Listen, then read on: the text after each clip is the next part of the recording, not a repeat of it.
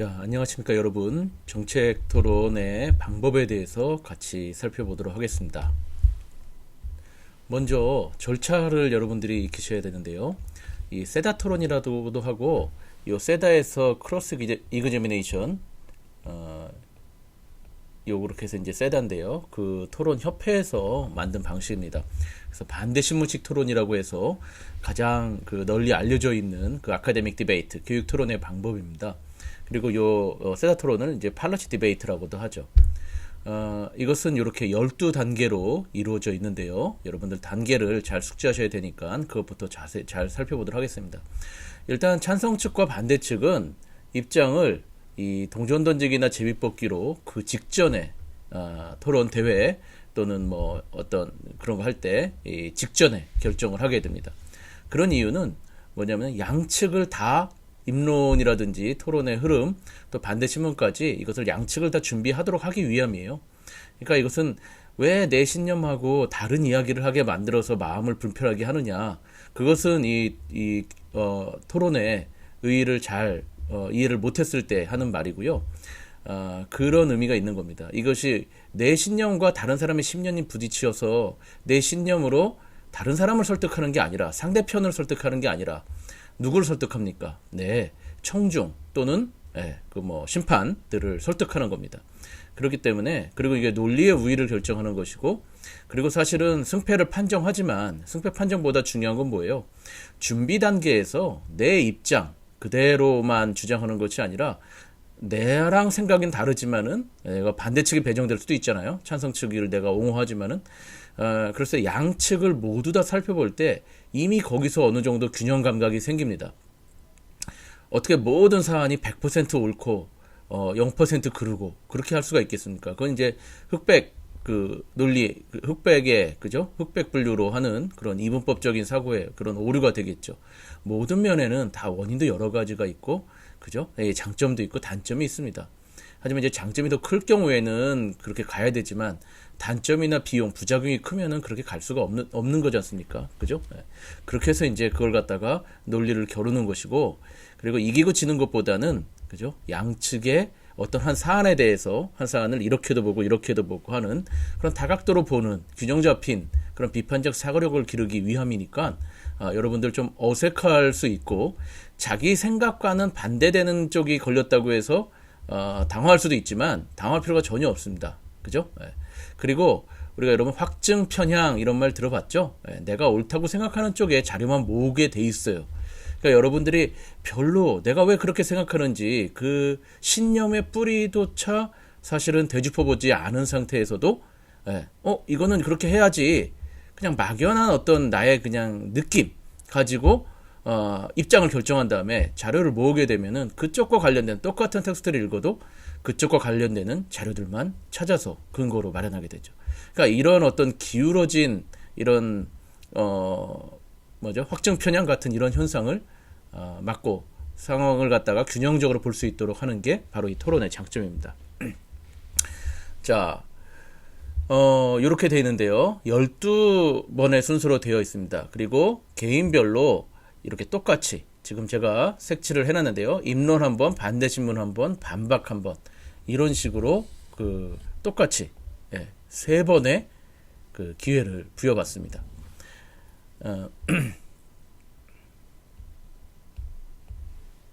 보시면은 첫 번째 토론자, 찬성 측 첫 번째 토론자가 1번 입론을 맞습니다. 5분 동안 하고요.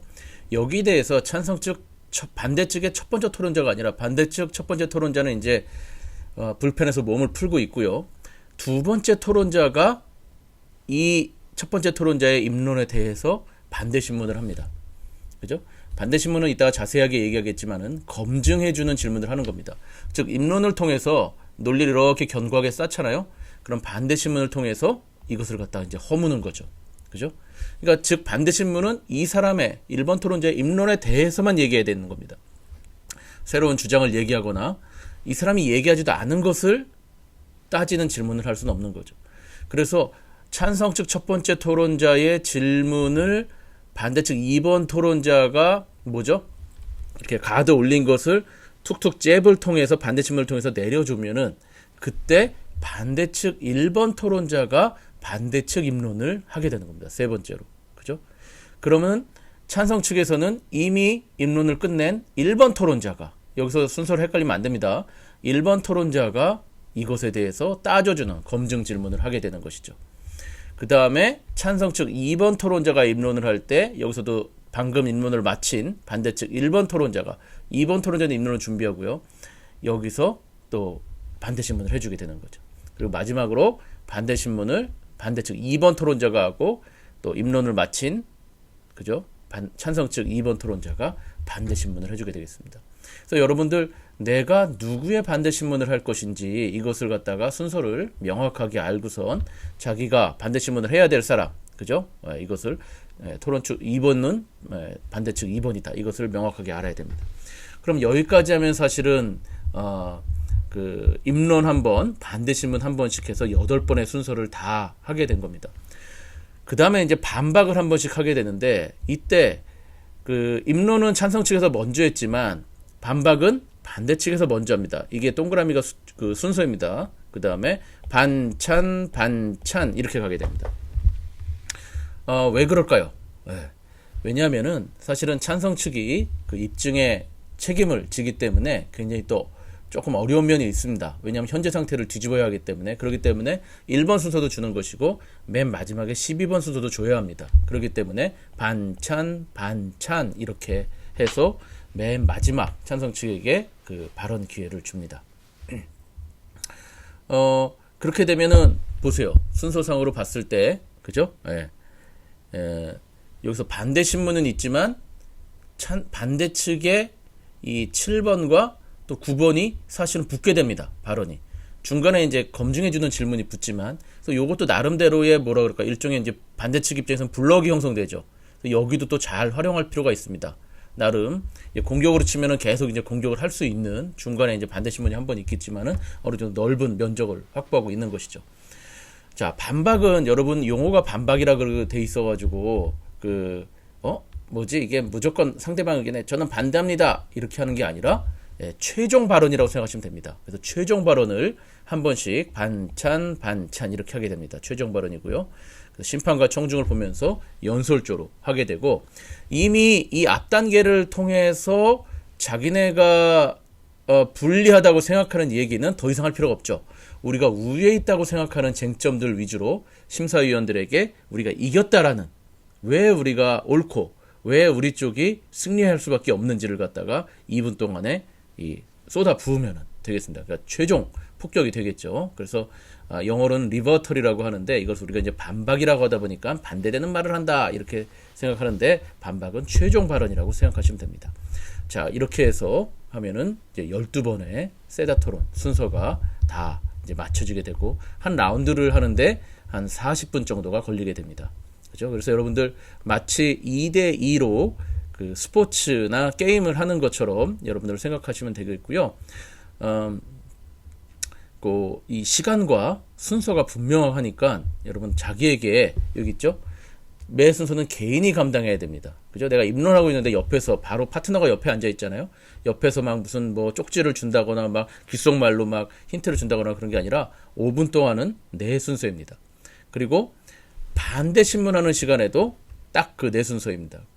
그래서 내가 혼자서 만약에 3분 동안 질문을 한 2-3개, 이따 예시를 볼 텐데요. 날카로운 질문을 한 2-3개 하면 되는데, 그 질문이 생각이 안 나서 한 개만 하더라도 그냥 다른 친구의 도움을 받을 수는 없습니다. 그러면은 친구의 파트너의 도움을 받는 시간은 언제입니까? 수기 시간에만 가능합니다. 수기 시간은 여러분들 그 배구나 농구 보면은 작전 타임이라고 하죠. 딱 그렇게 생각하시면 됩니다. 딱 작전 타임입니다. 그래서 팀당 2분씩을 부여할 거고요. 총 4분간의 그 수기 시간을 사용할 수가 있습니다. 왜냐하면은 우리 팀도 2분을 가지고 있고 상대편도 2분을 가지고 있기 때문에, 이게 상대편이 수기 시간 하면 여러분 배구에서도 이쪽 계속 운동하는 게 아니죠. 똑같이 들어가서 수기 시간을 하기 때문에 총 4분의 시간이 되겠죠.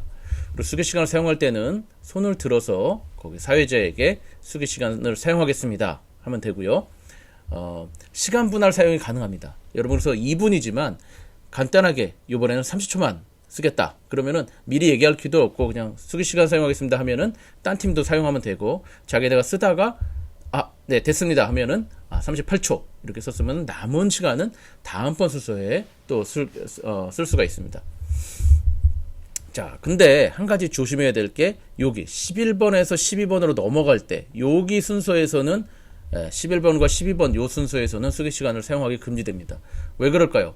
이미 반대측은 발언을 끝냈잖아요. 11번하고 12번 넘어갈 때. 그러니까 12번 최종 발언에서 우리는 수기 시간을 남은 1분을 쓰겠다라고 하면은 반대측은 사실은 손 놓고 멍하니 있을 수밖에 없게 되는 거죠. 그래서 사회자든 선수든 11번과 12번 넘어갈 때는 수기 시간을 사용하지 못한다. 이렇게 알아두시면 됩니다.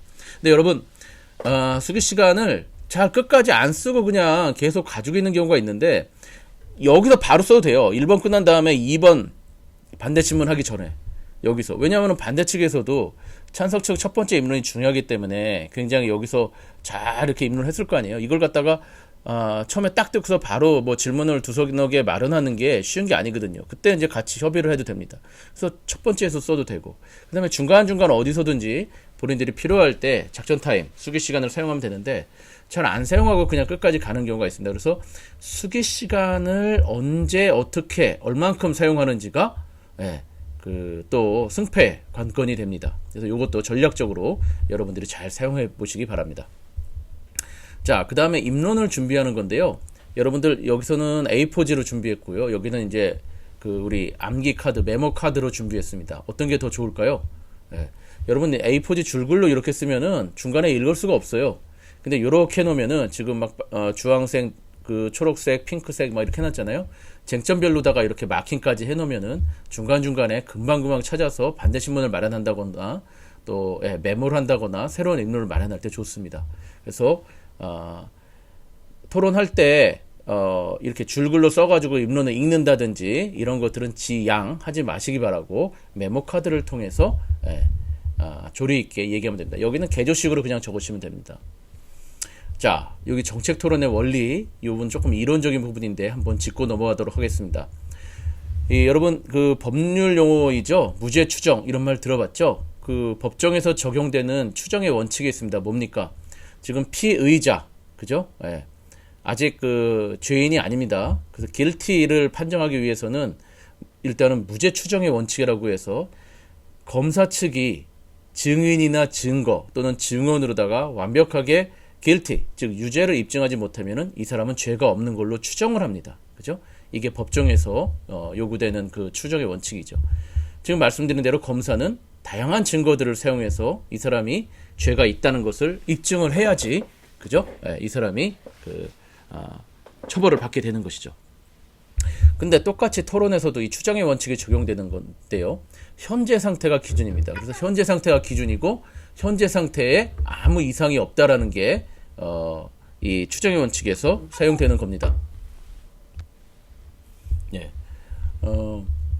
그래서 현재 상태에 아무 문제가 없다. 그런데 현재 상태의 변화를 얘기하는 것이 찬성 측이죠. 그래서 찬성 측에게 이 부담이 있습니다. 왜냐하면은 관성이 있기 때문에 그대로 놔두기를 원하지만은 현재 상태를 뒤집는 그것을 찬성 측이 얘기하게 됩니다. 그러니까 사용제도가 지금 있죠. 그러면 어떻게 됩니까? 사용제도 폐지해야 한다라고 논제가 정해지고 이 폐지해야 한다를 찬성 측이 주장하게 됩니다.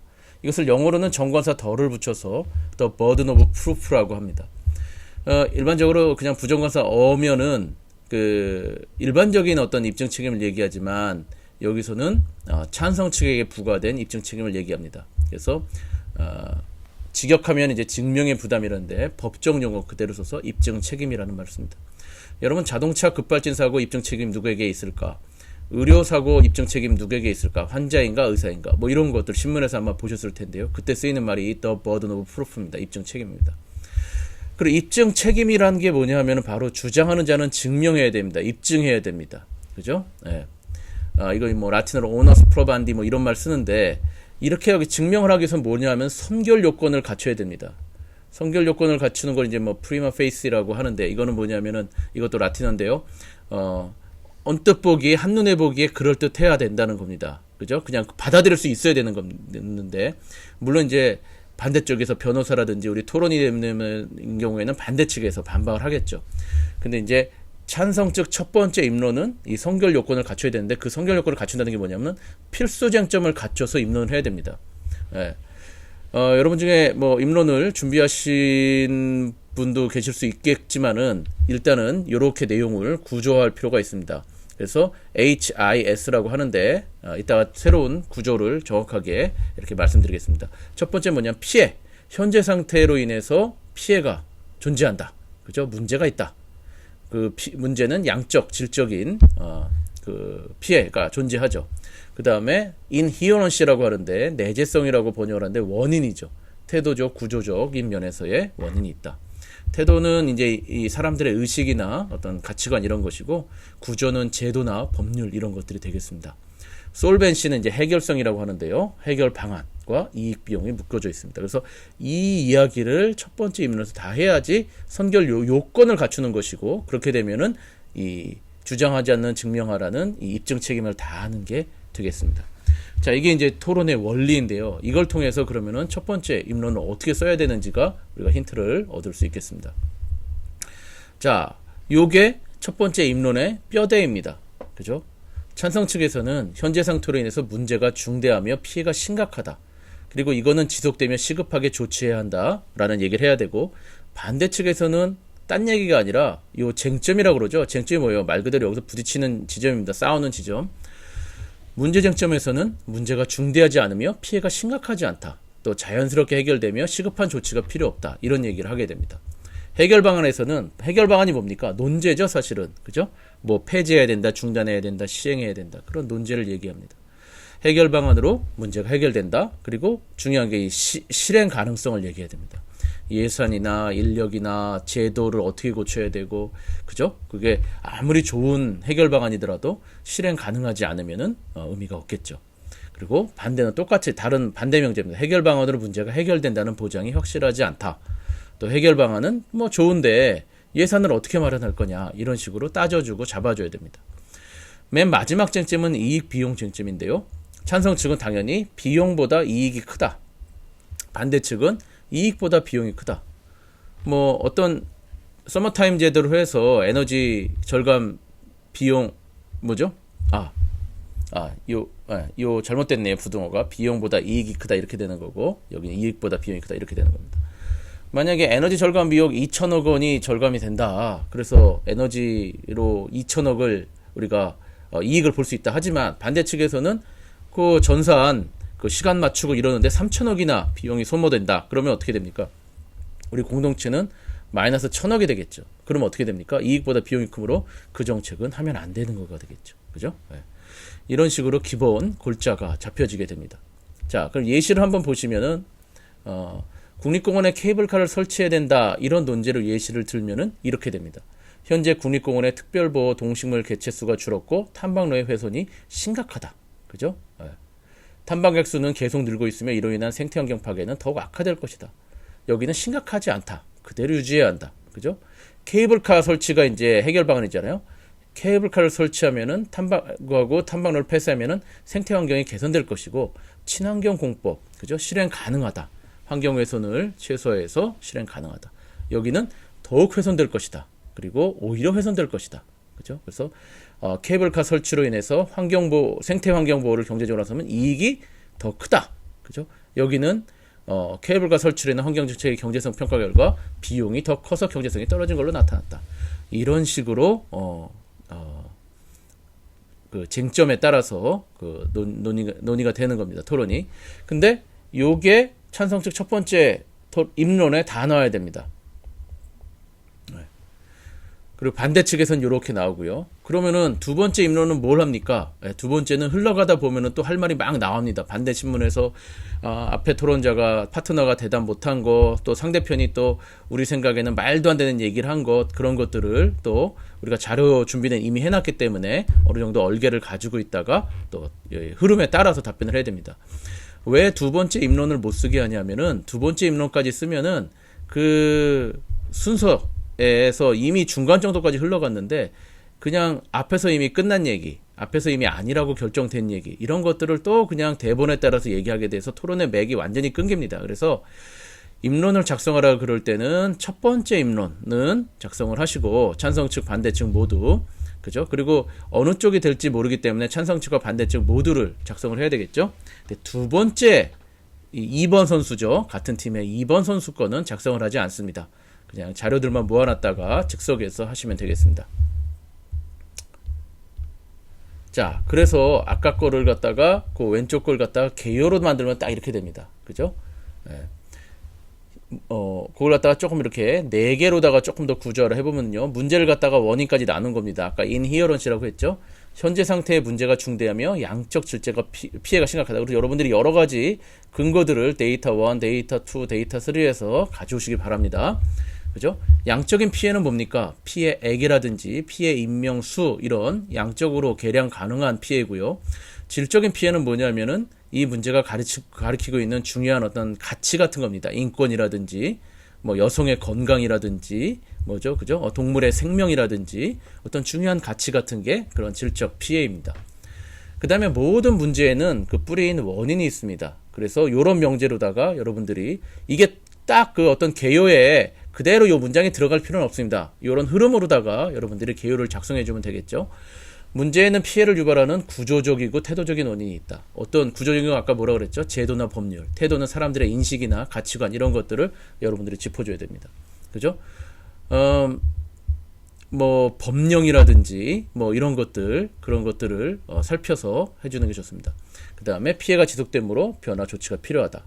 해결 방안은 무엇이다. 그리고 A는 실현 가능성, 그리고 이걸로 인해서 문제 해결 가능성, 이걸 얘기해 주고요. 마지막으로 찬성 측은 이익이 더 크다, 반대 측은 비용이 더 크다. 이런 식으로 입론을, 흐름을 따라가 주면 되겠습니다. 자, 찬반 양측을 다 해서 입론서를 준비해 주시고요. 대본보다는 개조식으로 작성하는 게 좋습니다. 줄글로 써봐야, 괜히 읽어봐야 교감만 떨어집니다. 그래서 뭐 분량은 뭐 한 팀이 A4지 한 2쪽 정도, 이게 개조식이고 근거들을 이렇게 툭툭툭툭 뭐 신문기사라든지 통계자료 같은 걸 가져오기 때문에 분량에 대한 압박은 크게 안 가져도 되고요. 예, 찬반 양측을 다 조사해 와야 되겠죠. 그리고 첫 번째 입론만 작성하고 아까 말씀드린 대로 두 번째는 작성하지 않고 자연스럽게 논의의 흐름에 따라서 토론을 하면 됩니다. 자신의 주장과 근거들을 설득력 있게 제시하면 좋겠고요. 아까 준비도 메모 카드를 사용하는 게 좋다 그랬잖아요. 대본을 써가지고 스크립트를 읽으면은 굉장히 교감이 떨어집니다. 이렇게 지금 필수 쟁점 위주로 메모 카드로 말씀해 주시면 감사하겠습니다. 자, 그 다음에 요것은 현행 이제 고등학교 교과서에 내용이 잘 나와 있는 게 있어서 여러분들 참고하라고 제가 샘플로 가져온 겁니다. 그죠? 지금 설명한 입증 책임의 원리, 그 다음에 쟁점별로 논증 구성하는 방법, 제가 바로 설명을 드린 겁니다. 예. 자, 요 부분 때문에 제가 가지고 왔어요. 왜냐면은, 요게 설탕세를 시행해야 한다. 설탕세는 뭐냐면은, 이렇게 가당 음료나 식품 있지 않습니까? 이게 뭐 천연, 오렌지 이런 거 말고, 그 공장에서 만든 가당식품에 세금을 크게 부과하는 겁니다. 그래서 왜냐하면 당이 많이 함유되면은 우리 또 성인병이라든지 이런 것들에 안 좋다고 하지 않습니까? 그러니까 건강보험 그 재정이 악화되니까 국가에서 거기에다 세금을 부과해서, 마치 여러분 담배세라고 똑같이 생각하셔도 됩니다. 담배세. 그래서 건강을 지키도록 그 담배 소비를 줄이고 하고 그 세금을 걷어서 담배값을 비싸게 받아서 그것으로 건강보험을 하고 또 뭐죠? 홍보 캠페인을 한다든지 금연 캠페인을 한다든지 이런 식으로 쓰는 겁니다. 설탕세도 마찬가지로 가당식품에 세금을 내서 그걸 비싸게 올리는 거죠. 그래서 그것을 갖다 이제 일부 유럽 국가나 일부 품목에 이렇게 하는 경우가 있는데, 그것에 대해서 우리 교과서에 토론 논제가 정해져 있었습니다. 근데 보면은 요게 굉장히 잘 되어 있습니다. 찬성 측, 그죠? 예, 요만큼 얘기하는데, 물론 제 생각에 여러분들은 그 5분 정도를 하려면 요거보다는 훨씬 조금 더 한 2배 정도 길게 그 내용이 되어야 될 것 같다는 생각인데, 요 뼈대가 굉장히 잘 되어 있습니다. 아까 지금 설명드린 대로 문제, 그죠? 건강 문제가 심각하다, 그죠? 그리고 뭐 각종 통계 수치로다가 이렇게 제시를 하고, 해결 방안, 설탕세 시행을 해야 된다, 그죠? 그래서 어떤 식으로 해야 되는 실행 방안, 그 다음에 이익과 비용, 이 쟁점별로 굉장히 잘 돼 있죠. 그 다음에 이 부분은 반대 신문입니다. 이따가 반대 신문은 조금 더 자세하게 말씀드리도록 하겠습니다. 그 다음에 반대측 첫 번째 토론자, 즉 반대측 두 번째 토론자가 반대신문 했다면 반대 2죠. 그죠? 여기서는 반대측 1번 토론자가 여기 핵심도 잘 적혀 있고 똑같이 문제 쟁점, 해결 방안 쟁점, 그 다음에 이익 비용 쟁점으로 얘기를 합니다. 그 다음에 찬성측 첫 번째 토론자가 또 반대신문을 요만큼 하고 그 다음에 반대측 두 번째 토론자 입론, 그죠? 또 반대신문, 또 찬성측 두 번째 토론자 입론, 반대측 두 번째 토론자 입론, 그죠? 이런 식으로 되게 잘 돼 있습니다. 반대신문까지. 그 다음에 반박도 반찬 해서 끝. 그죠? 요만큼씩 최종 발언. 그래서 여러분들이 보시기에는 굉장히 좋은 샘플이 아닐까 싶어서 여러분들 참고하시기 바랍니다. 자, 그 다음에 이 정책 토론의 백미라고 할 수 있는 반대신문을 좀 살펴보도록 하겠습니다. 사실은 승패가 이 반대신문에서 갈리게 됩니다. 왜냐하면 입론은 다 준비해 온 거기 때문에 실시간으로 상대방의 이야기를 듣고 그것을 얼마만큼 또 잘 검증하는 질문으로 상대방의 입론을 논파했는지가 핵심이 되겠습니다. 근데 여기서 중요한 것은 사실은 이게 상대 공격을 해가지고 상대방을 무릎 꿇리는 게 중요한 게 아니라 진리를 검증하는 협력의 과정임을 여러분들 이해하시기 바랍니다. 우리가 어떤 사람이 무엇인가를 주장했을 때 그것을 그대로 받아들이고 따져주는 질문을 하지 않으면 어떻게 됩니까? 우리가 그것이 true인지 false인지 모르고 무조건 우리 공동체가 따라가게 되죠. 누군가는 그것을 잡아주고 계속 따져주는 검증을 해야 됩니다. 그래서 우리 민주주의에 뭐가 있는 겁니까? 표현의 자유, 그죠? 아무리 말도 안 되는 소리도 우리는 할 수 있습니다. 그 다음에 그죠? 표현도 하고, 그 다음에 어떤 퍼블리시, 발간도 할 수 있고, 그 다음에 집회도 할 수 있고, 여튼 이런 모든 것들이 여러분 미래 자유론에 보면은 이 철학적인 뿌리가 바로 이런 것들인데요. 우리가 인간이 신이 아니기 때문에 진리를 검증할 수 있는 방법은 이것밖에 없습니다. 그래서 끊임없이 어떤 진리라고 생각되는 것, 트루라고 생각하는 것에 대해서 말이 되지 안 될지도 모르지만 도전을 시키는 거죠. 우리 갈릴레오가 그렇게 도전을 했듯이, 그죠? 그래서 트루가 이기면은 그 트루는 더욱 선명해지는 겁니다. 그리고 우리가 트루라고 알고 있었지만 새로운 어떤 트루에 의해서 그게 폴스로 판명이 되면은 우리 공동체는 또 새로운 트루를 얻게 되는 것이죠. 그죠? 이 과학자들이 하는 일들이 끊임없이 이 작업 아니겠습니까? 그죠? 계속 진리를 검증해 나가는 것. 그래서 요즘은 꼭 자연과학뿐만 아니라 사회과학이란 말, 또 인문과학 다 이렇게 과학이라고 하는 것이죠.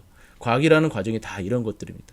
그래서 여기서도 마찬가지로 어떤 정책에 대해서 누군가가 바꿔야 된다, 변화해야 된다 그랬을 때 아니야, 아직 안 해봤잖아, 천천히 가야 해, 부작용이 클 수도 있어 하면서 잡아주는 것이 바로 이 반대신문이 되겠습니다. 그래서 바로 우리 이 토론을 통해서 민주시민의 어떤 시민성도 길러줄 수 있다는 거예요. 왜냐하면은 변화를 얘기하는 쪽이 뭐예요? 진보 측의 가치죠. 그 다음에 천천히 가야 돼, 위험해, 부작용이 커, 이렇게 하는 게 뭡니까? 보수의 가치죠. 지금 여러 가지 사회 정책들이 이 부작용이나 어떤 비용이 제대로 짚어지지 않은 채 그냥 변화가 오라 그래가지고 무조건 시행됨으로 인해서 부작용이 또 큰 정책들이 많이 있지 않습니까? 그런 것들에 대해서 우리 교육 토론을 배운 사람들은 그 정신을 잘 이해할 필요가 있습니다. 그리고 자기 주장 우기는 게 아니라 경청과 질문의 상호작용 과정임을 잘 이해해야 됩니다. 자, 제가 그 대학 토론대회 샘플 영상을 좀 가져왔는데요. 반대신문 장면만 한 3분 정도 잘랐습니다. 굉장히 반대신문이 잘 이루어지고 있는데요. 그것을 한번 보면서 제가 설명을 드리도록 하겠습니다. 일단 반대신문은 아까 말씀드린 대로 발언 범위 내에서 질문을 해야 됩니다. 상대가 얘기한 입론에 대해서, about 이 입론, 그죠? 딴 얘기하면 안 됩니다. 그죠? 그거는 자기네 입론 시간에 해야 됩니다. 그죠? 반대신문은. 그 다음에 하다 보면 자기 주장을 하는 경우가 많아요. 그죠? 상대방의 입론을 이렇게 듣다 보니까 내 생각엔 그게 아닌데 해가지고 새로운 다른 얘기를 하는 경우도 이것도 아닙니다. 그죠? 상대 발언에서 해야 되고. 그 다음에 반대신문 학생들 하는 거 제가 많이 봤을 때 그것의 근거가 뭔가요? 그냥 이렇게 물어보는 경우가 있는데, 근거가 있습니까? 이렇게 물어보는 경우가 있는데, 물론 이런 확인하는 질문도 필요합니다. 근데 그랬을 경우는 내 근거가 있습니다 해가지고 하면 오히려 이적행위라고 그러죠. 상대방에게 이롭게 됩니다. 그죠? 그래서 그러고보다는 상대방의 오류를 검증해주는, 상대방의 말 중에 오류를 검증해서 뭐예요? 최종적으로는 인정을 받아내는 게 중요합니다. 그죠? 오류를 인정하게끔. 그죠? 요 샘플 영상에 그런 장면이 잘 나옵니다. 그 다음에 개방형 질문을 질문하다. 개방형 질문은 뭡니까? 어떻게 생각하십니까? A에 대해서 어떻게 생각하십니까? 이것도 상대방에게 부연 설명을 할 수 있도록 시간을 벌어주게 됩니다. 그래서 이런 것도 바람직하지 않습니다. 그죠? 그래서 좀 닫힌 질문이라고 하죠. 그죠? 폐쇄형. 그래서 몰아가는 질문이 좋습니다. 몰아가려면 어떻게 됩니까? 단편적으로 A입니까? 네, A입니다. B입니까? 네, B입니다. 이런 것보다는 우리 그때 이게 맞습니까? 이렇게 말씀하셨습니까? 그렇다면 이건 아닙니까? 아, 그러면 이것과 이것에 의해서 이렇게 이런 거란 말씀이시군요. 아, 네, 네, 네, 그렇습니다. 그럼 아까 그 말씀이 잘못됐다는 걸 인정하십니까? 네. 이런 식으로 해서 연쇄 질문으로 오류를 인정하게끔 해야 됩니다. 자, 영상을 보면서 이런 장면들을 잘 설명해 드리도록 하겠습니다. 반대측 확인 질문 시작하겠습니다. 네, 찬성 측 입론 잘 들었습니다. 네, 첫 번째 질문 드릴 부분은요. 첫 번째로 투자와 투기를 구분하셨는데요.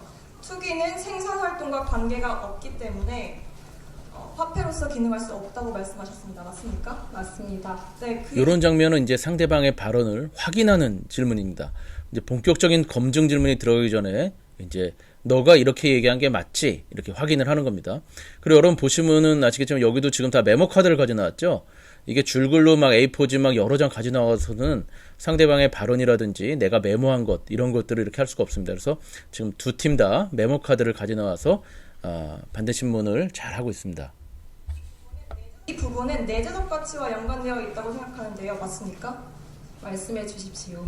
네, 이 부분은 생산활동과 관계가 없고 또 그 자체로서 생산의 기능을 수행할 수 없기 때문에 화폐로서 내재적 가치를 수행할 수 없다는 부분 맞습니까? 동의하지 않습니다. 어떤 부분을 동의하지 않습니까? 자, 여기서 이 반대측 두 번째 토론자가 굉장히 몰아가고 있죠. 몰아가고 있는데 찬성 측에서는 네, 아무 생각 없이 대답하는 게 아니라 또 우리가 그렇게 얘기한 적은 없습니다. 동의하지 않습니다. 라고 하면서 또 찬성 측이 반대 신문자가 파놓은 함정에서 또 좀 이제 벗어나려고 그런 액션을 취하고 있습니다. 드리는 투자와 투기의 차이점은 생산 활동에 관계가 있느냐 없느냐입니다. 네, 그렇다면 내재적 가치를 가지고 있지 않다는 부분에 동의하십니까? 동의하지 않으십니까? 내재적 가치를 가지고 있지 않습니다. 그렇기 때문에 가상화폐는 화폐로서 기능할 수 없습니다. 네, 알겠습니다. 내재적 가치를 가지고 있지 않기 때문에 화폐로서 기능할 수 없다고 말씀해 주셨는데요. 현재 통용되고 있는 화폐도 내재적 가치를 지니고 있지 않음을 알고 계십니까? 말씀해 주십시오. 네, 현재 통용되고 있는 법정 화폐도 내재적 가치를 지니고 있지 않습니다. 화폐로 통용되는데 내재적 가치가 없어도 큰 문제가 되지 않음을 이를 통해서 알 수 있는데요. 이를 인정하십니까? 부분 인정합니다. 네, 화폐로서의 핵심은 화폐 자체의 유용성을 느끼느냐 안 느끼느냐인데요. 여기에 있어서 내재적 가치가 있느냐 없느냐는 큰 문제가 되지 않음을 지적하고 다음 질문 드리도록 하겠습니다. 네. 지금 굉장히 반대 신문을 잘하고 있죠. 그 찬성 측의 입에서 내재적 가치가 있지 않다라는 진술을 끌어내고 지금 현재 통용되는 화폐도 그렇지 않다. 그래서 그것이 중요하지 않다 해가지고 그 논리를 여러 연쇄 질문을 통해서 무너뜨리고 두 번째 질문으로 넘어가고 있습니다. 지금 하나의 질문을 가지고 지금 한 1분 30초 정도 연쇄 질문을 통해서 몰아가서 이렇게 한 겁니다. 그래서 여러분들이 상대방 입론을 들으면서 내가 어느 포인트에 논리를 꺾어야 되겠다. 그러려면 어떻게 해서 상대방이 어떤 진술을 토해내게 하고 그것이 아니라는 것을 또 이런 식으로 밝혀야 되겠다 해서 제 생각에는 3분의 그 반대신문 시간 동안에 한 2-3개 정도만 날카로운 질문을 오류들을 잡아내면은 그것을 검증해내면 효과적이다 이렇게 생각할 수가 있겠습니다. 두 번째. 두 번째 질문 드리고 싶은 부분은요. 화폐의 3대 기능을 언급해 주셨습니다. 맞습니까? 맞습니다. 네, 화폐의 3대 기능을 언급함에 있어서 화폐의 기능은 그 화폐가 속한 사회와 시스템 그 내에서 수행됩니다. 맞습니까? 그렇습니다. 네, 말씀하신 화폐의 3대 기능은 현재의 금융 시스템 내의 기능입니다. 맞습니까? 맞습니다.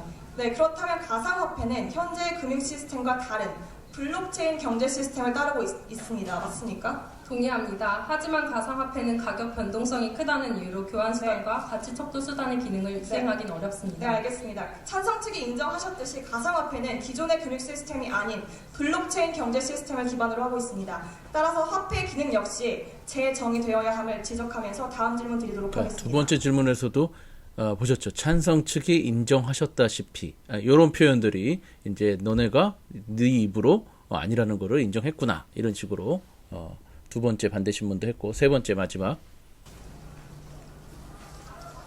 네, 다음 질문은 가격 변동성에 대한 질문입니다. 가격 변동성이 커서 화폐로서의 신뢰도가 없다고 말씀해 주셨습니다. 맞습니까? 맞습니다. 네, 그렇다면 가격 변동성 문제가 해결된다면 투기로서의 논란은 종식될 것이라고 보십니까? 종식되긴 어려울 것입니다. 네, 저희 측에서는 이 가격의 변동성이 큰 점을 해결할 수 있는 해결 방안이 분명히 있다는 점을 지적하면서 확인 질문 마치도록 하겠습니다. 감사합니다. 네. 지금 뭐 맨 마지막 거는 조금 이제 이견이 있는 거고 우리가 이제 요걸 얘기할게라고 하는 부분입니다. 그죠? 그래서 크게 날카로운 질문을 한 2개 정도 그리고 좀 이견이 있는 거는 그거는 이제 좀 옵션이긴 한데 일단은 2개 정도의 여러분들 그 예시를 잘 주목해 주시기 바랍니다. 즉 반대 신문이 사실은 제일 어려운 부분이고 이건 또 왜냐하면 실시간으로 해야 되기 때문에 그죠 실력이 가늠되는 부분입니다. 그래서 실시간으로 상대방의 입론을 들으면서 날카롭게 질문을 한번 해보시기 바랍니다. 근데 사실은 제가 실시간으로 말씀드렸지만은 이게 또 실시간이지만 실시간이 아닌 게 양측의 입론을 두 측을 다 동시에 준비하기 때문에 사실은 상대방이 이런 얘기를 할 때 어디서 질문 포인트가 있을지를 사실 예측이 가능합니다. 그죠? 그래서 상대방이 이 얘기를 하면은 내가 이렇게 질문을 해야 되겠다 해서 사실은 좀 준비가 가능한 부분이기도 합니다. 그래서 마치 우리가 어떤 축구 게임 같은 거 할 때 상대방이 4-4-2로 나오면 우리는 어떻게 해야지, 3-5-3으로 해야지, 이런 식으로 3-5-2로 해야지 이런 식으로 또 전략을 잘 짜서 준비해놨다가 그것을 가져 나와서 지금 하는 모습을 잘 보셨습니다. 자, 이렇게 해서 토론하는 방법에 대해서 절차부터 입론을 구성하는 것, 입론을 준비하는 것, 그 다음에 토론의 백미라고 할 수 있는 반대신문까지 살펴보았습니다. 여러분들이 이 교육 토론 또 이 특별히 이제 정책 토론을 하는 것은 우리가 사고력뿐만 아니라 아까 말씀드린 민주주의 어떤 민주 시민성을 길러주기도 하고 또 이렇게 의사소통 능력을 길러주기도 하고 또 결국은 현재 상태의 변화를 비전을 제시하고 그 실현 가능한 해결 방안을 제시하는 것은 사실 리더가 할 일이거든요. 그래서 리더십도 길러주기도 합니다. 그래서 이 토론 교육의 장점이 큽니다. 그래서 이 토론에 참여하셔서 그런 소기의 성과들을 달성하시기 바랍니다. 고맙습니다.